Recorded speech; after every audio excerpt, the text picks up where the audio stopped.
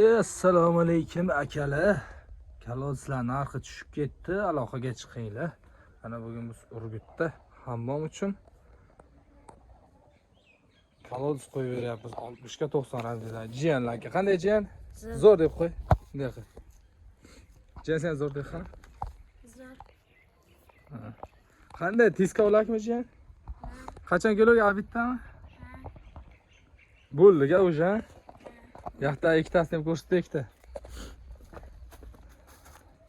Kimga shunaqa xizmatlar kerak bo'ladigan bo'lsa aloqaga chiqarasizlar. Bu yoqda kalozlarimiz kelgan. Bu tarafda ham bitta hammom uchun tashlanyapti. 3 metr chuqurlikda kalozlarimiz bor. Bu tarafda oshxona uchun qo'yilyapti. Bu ham 3 metr chuqurlikda. Nasib bo'lsa bugun hammasini tugatib, kalozdan qo'yib berib ketamiz.